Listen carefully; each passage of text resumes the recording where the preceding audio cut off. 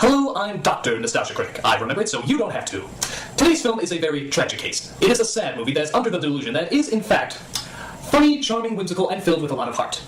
The reality is that it's a vile, vomit-inducing fest that should never be seen by man. The name of this movie is simply Drop Dead Fred.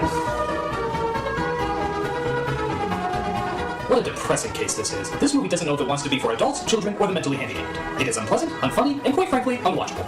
What are its symptoms, you may ask? Well, let's take a closer look.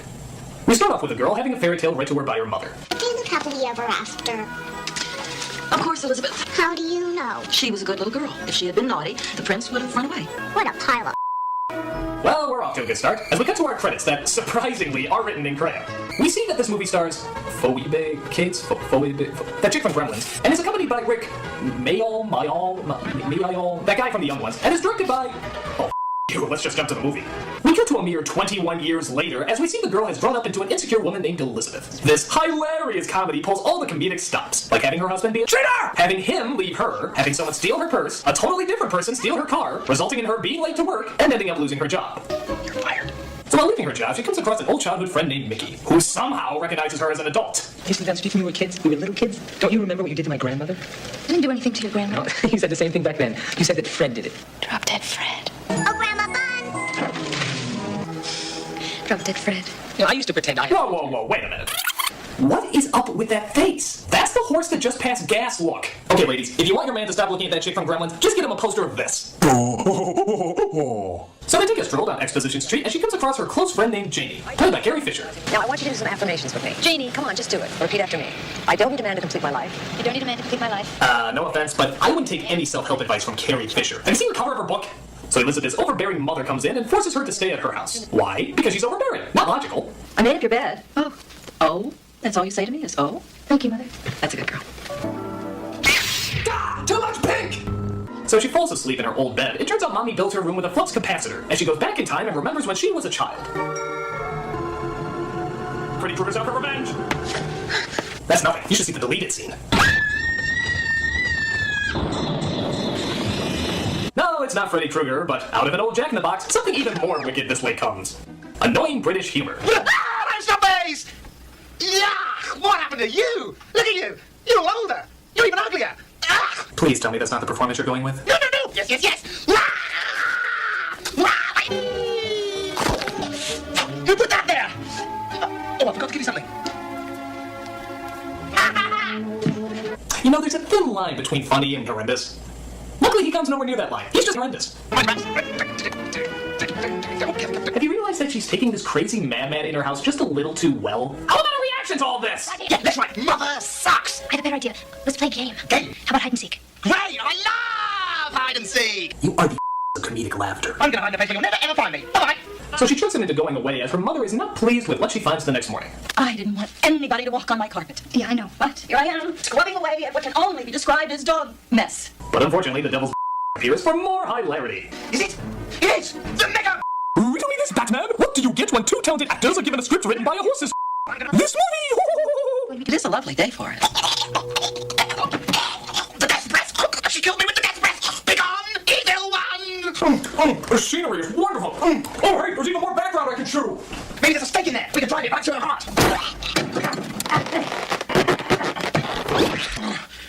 And now you know where the whole budget for this movie went. Into that one stupid effect. Was it worth it, film? Was it? Gotcha! Those weren't the magic words. What did you say to me? She told you to what are you, deaf? So if you haven't guessed yet, Elizabeth is the only one who can see her imaginary friend, which would suggest that she's absolutely insane. She's absolutely insane. But the movie suggests that Fred is there to help her, as you can plainly see in psychological healing scenes like this one. You've never helped me. Excuse me, yes I have. Did not. Did so. You did not. I did. You did I not. did. Did not. Yes, I Did did. not, did not, did not. I did. Right, that's it, I hate you. If this is psychological healing, then Michael Myers is the poster child for mental health. So after he gets run over by a 1940s fire truck, we have another flashback to Elizabeth's childhood. Wake up! What is it? It's time to play burglars. We'll steal gold, and we'll steal silver, and we'll steal jewels, and we'll hide them all in a place where no one will ever find them. Okay, this child has some serious mental health issues. Drop Dead Fred isn't a charming figment of her imagination. He's a psychotic repression of some dark part of her brain. So the police come and arrest her father. I don't know, it's stupid. As we cut back to our present-day reality and realize there was no point to that flashback.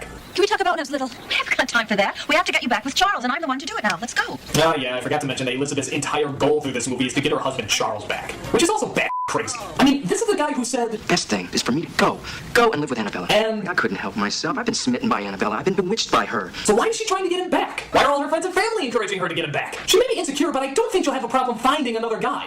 You know, unless she makes this face. So it turns out that Charles has sent her a letter saying he wants to get back together. But who should show up at the meeting spot? I better go then, haven't I?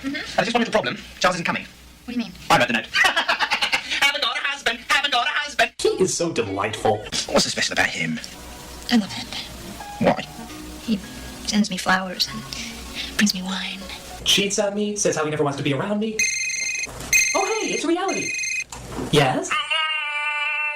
So she goes to Carrie Fisher's houseboat, because people in movies always for some reason have houseboats, and she asks if she can spend the night because she's afraid of her imaginary friend. Fisher doesn't even bat an eye at this and says okay. So as Fisher goes to work the next day, Elizabeth swears that she sees Charles on a boat and decides she wants to follow him. Well, as stupid as this scenario is, at least we don't have to deal with that obnoxious. So he comes aboard, dressed as the child of Captain Crunch and Lucky Charms, as they try to chase after Charles' boat. Hi, Captain! Run the fishes! Captain Fred's in charge! Yeah, where are we on the annoying meter anyway? We've passed Edward from Twilight, the racist robots from Transformers 2, which means we're right between Chris Tucker and Jar Jar Binks. That's quite an accomplishment, movie! That's quite an accomplishment! So we see that Fred sinks the houseboat as Elizabeth has to tell Fisher that she's lost everything that she owns. Well, remember your house? Yeah. It sank. Oh, everything I own is on that boat. No, that is the wrong reaction. You don't act like someone just got dirt on your rug. Your home is gone. The correct response is, I kill you and your crazy imaginary friend. Here's the number of a mental hospital. You are dangerous. But instead, she actually convinces Fisher that Fred is in the room. And she believes her. She believes her. She actually totally believes what she's saying. What are you doing, Mr. Groove? I'm running for Congress. What does it look like I'm doing? I don't get it. I really don't. How come nobody in this movie is sane? The idea for this comedy to work is that it's fantasy meets reality, not fantasy meets bad craziness. There is no logic here. It's very hot in here, isn't it? But it's okay. She meets up with that Mickey guy we saw earlier. Hopefully he can snap some sense into her. I'd like to know more about the grown-up Mickey buns. Okay, after mine, I had to, get back into the whole dating. Okay, I'm convinced. This was meant to be a horror film. A horror film about a young woman who suffers from insanity in the form of a psychotic serial killer. I mean, watch this scene with different music and tell me you don't get freaked out. Hate the word divorce, but after mine, I had to, get back into the whole dating.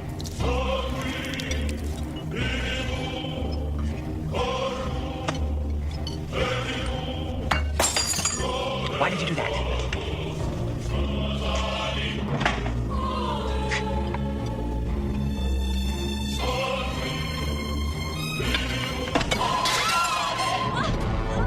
Yeah, spooky, isn't it? So finally, someone has to confront her odd behavior and snap some sense into her. Why did you do that? Disgusting. I'm crazy. Thank you! The truth finally comes out! Now all we need is this guy to get some psychological help and we'll all be... You are crazy in the most wonderful way. No! No! No! No! No! No! No! No! No! No! No! No! No!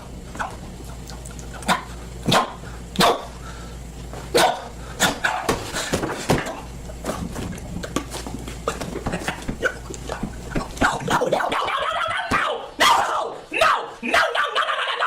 No! No! No! I'm projecting my no onto this! No! God, I wish I could be like that. I wish I could do those kind of things. Okay, nobody's well, nobody is safe, and nobody is mentally sound. Everyone in this movie is just nuts. It makes no sense, it's not funny, but that's what they're presenting to us. Hippity hooray. You don't throw spaghetti in my restaurant. Okay, fine. You do it. Well, I hope you're happy, Elizabeth. You just broke a man in every meaning of the word. Truly dropped dead Fred has brought joy and wonder into the hearts of the world. You're ruining my life. You know what? I don't want an imaginary friend anymore. Do you see what you're doing to me? Do you see me talking to myself? You're driving me crazy. I thought Carrie Fisher would be in that role.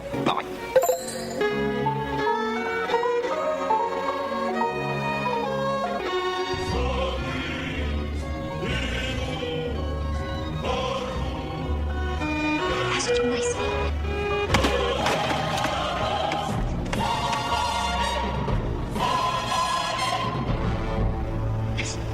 So, finally, at the 50-minute mark, somebody takes her to see a psychiatrist. But to be fair, I think everybody in this movie should see a psychiatrist. He's very good with children. But then, here's a weird twist. Fred comes across other people's imaginary friends, and apparently only he can see them. Well, that's odd. The imaginary friend has imaginary friends?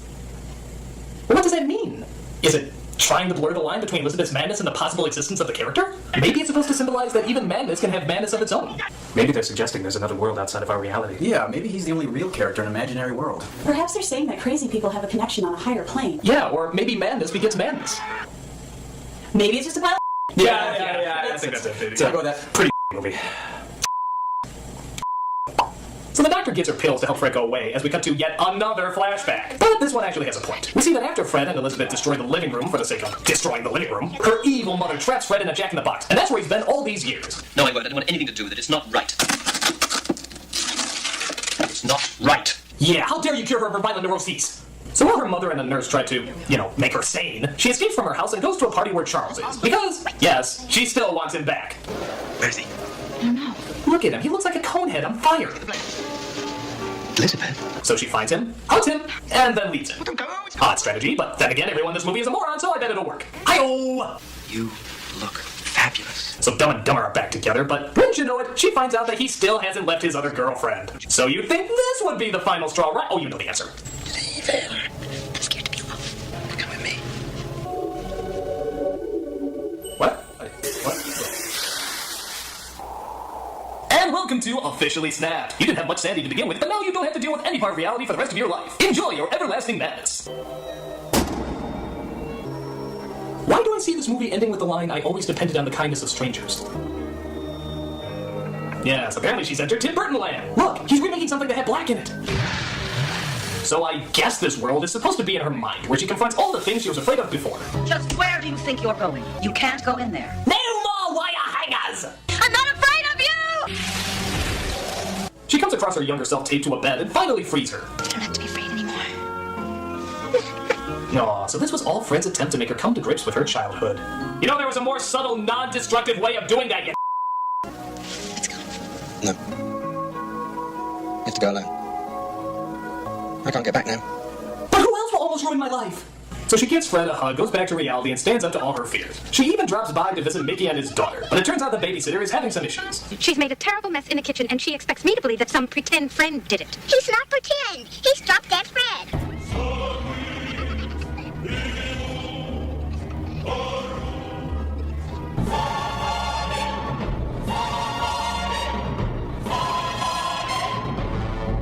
What a horrifying film. My diagnosis, stay away from Drop Dead Fred as long as you can. It's an ugly, hate-filled movie that doesn't know what message they're trying to get across, who they're trying to get it across to, and what's the best way to deliver it. Plus, the psychological ramifications are just disturbing. It's trying to be like Alice in Wonderland, but it's more like Wonderland in Alice. It's just creepy. My final conclusion, stay away from women with imaginary friends. Especially ones who look like this. I'm a nostalgia critic, I remember it, so you don't have to.